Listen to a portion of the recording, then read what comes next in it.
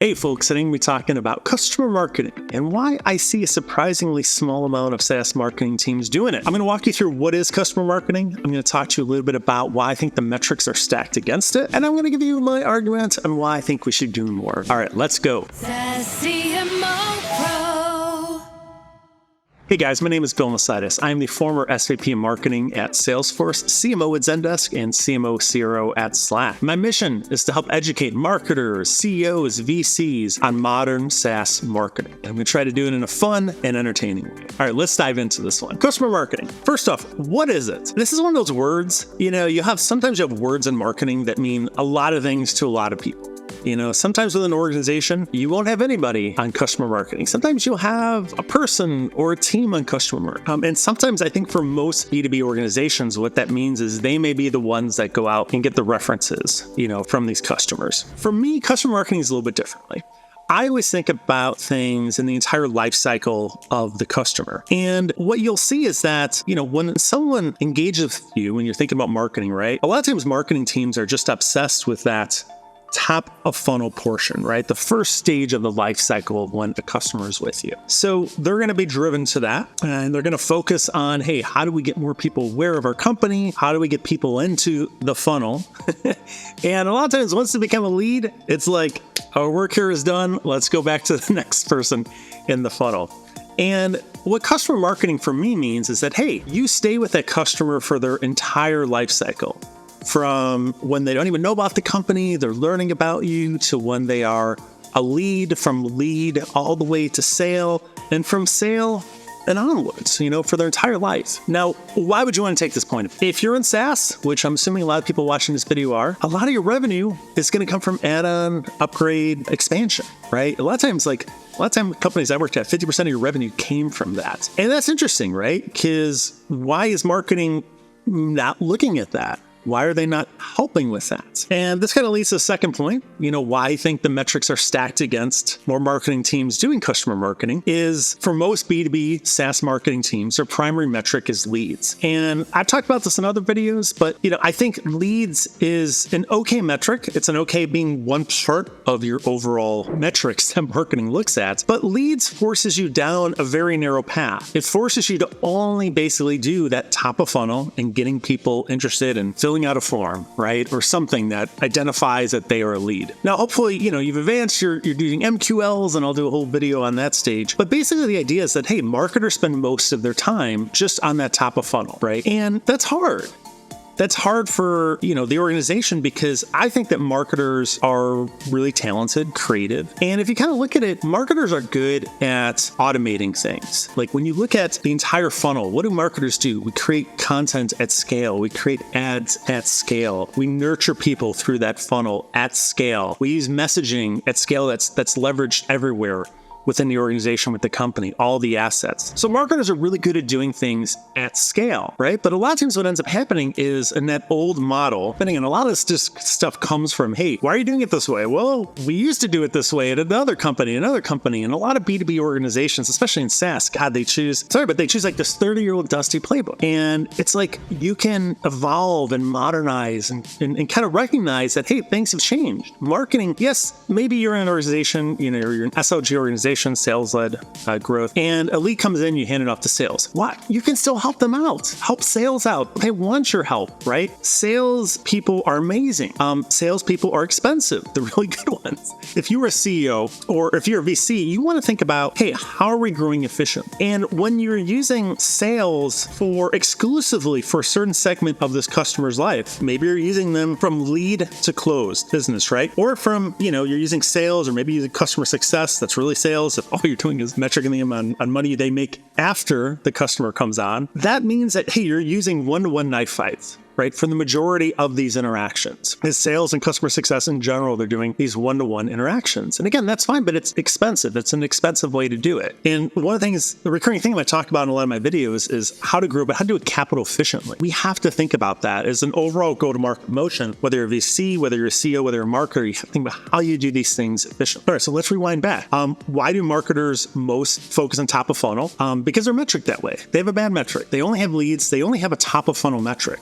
when you start expanding, what are other metrics that marketers should be looking at? What are shared metrics, right? When marketing and sales share the same metric, they're aligned. They're thinking about like, hey, all right, maybe marketing and sales has a closed business. Marketing is not going to just go, here's your lead and we're done. Now marketing is going to start thinking, how do I take this lead and get it to closed won? How do I help this lead actually become pipeline? And newsflash, marketing can be really good at that. Marketing can help with content and assets and targeting and nurturing. They can run ABM campaigns. They can send personalized gifts, very customized content. They can do cool things on the websites, or when your target accounts for that account land there, it's totally dynamically changed based on reverse IP and cookies and all this other cool tech. But they can do these things at scale. They can create these programs and campaigns that nurture and educate these customers, prospects that are hoping to become customers, and hand in hand with sales, right? They can do targeted events with salespeople that help them close this business.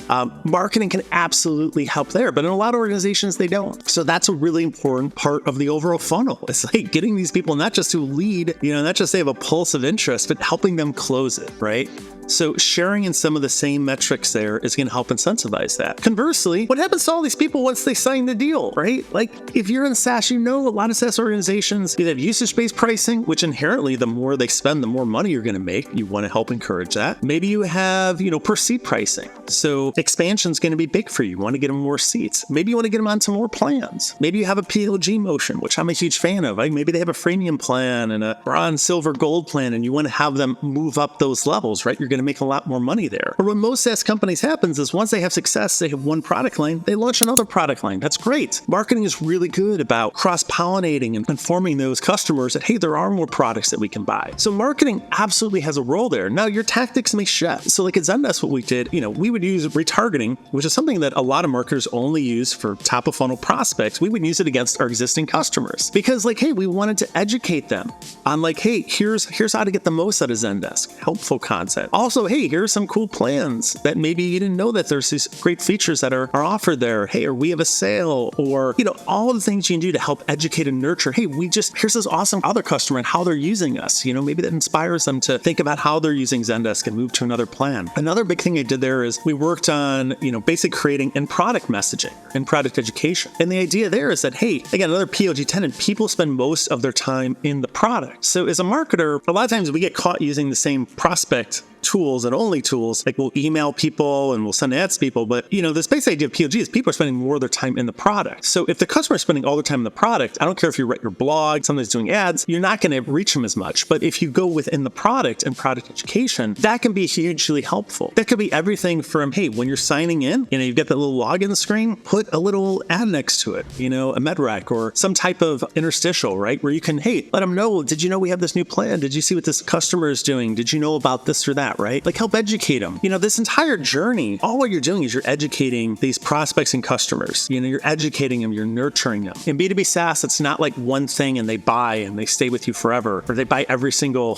product that you have. You have to slowly educate and nurture. You have to view these as very long-term campaigns. And having multiple channels, whether you're doing an interstitial, whether you're doing an in-product education module, the Slack we had that, hey, did you know we launched this new feature? Those are really helpful tools for you to expand, right? And if you're a CEO or a VC, again, you want capital efficient growth. You want to do things at scale. Now, does that mean you don't need salespeople? You don't need customer success? Not at all. Not at all. You absolutely need them. Slack, we had a very large sales team, a very large customer success team, because those roles are vitally important. But, in some ways too, you want to leverage marketing because they're good at automating a lot of this stuff. They're good at these doing at scale. And then you can have sales and customer success focus on those high intent, those really big deals, right? Where they can make the difference, or where they're part of like a multi-complex enterprise where they're dealing with 7 or 8 different stakeholders. But let marketing help with that, right? It's so much better when you can go into these deals where these people are already educated. Maybe they know, oh, wow, yeah, I do know you get a couple other plans. Oh, yeah, I saw how this other company was using you guys. That's really cool. I want to learn more, right? That's a lot easier sale to close, whether you're a salesperson or customer success, than it is when they know nothing. Like they just started using it. They haven't really touched the surface. They're not using it that much to begin with. So marketing, I think we should be doing more customer customer marketer. Customer marketing, as a marketer, you should be doing more customer marketing. This is important, right? If you're a CEO, you should be looking at, what metrics does my marketing team have? Sometimes CEOs will set these metrics. A lot of times when I work with CEOs, they just kind of ask the marketing teams, what are your metrics? And a lot of times they'll just go, well, we did this at my last company, so that's what we're doing, right? We're just focusing on leads. Take a more, modernized approach to this. Think about how this team that's really good at creating content, educating, nurturing, can work at every single stage of that life cycle. And what you're going to see is your company's going to grow faster. You're going to close more business. You're going to expand at a faster rate. Your NRR is going to improve. All your CAC payback, all these metrics start to improve because marketing is now being leveraged with one of their strengths. And that's all you want, right? Like if you're a sports person, I've always been like, hey, coach, use this team for their strengths, right? If you have a 7'4" center, use that person, right? Run a lot of plays through them. If you have the speediest, wide receiver on your team, use that person in your playbook. Same thing, marketing. We're good at being creative and creating, content and educating and nurturing people and doing things at scale. Use them for the entire life cycle. So anyways, exciting topic, as you can see, I'm very passionate about that one. But what do you think? Tell me, does your marketing team use customer marketing? Do you have anyone on it? Does the entire team think about that? How are you metriced? Put those down in the comments. I'm excited to hear, how you guys are doing and looking forward to our next talk. Thanks.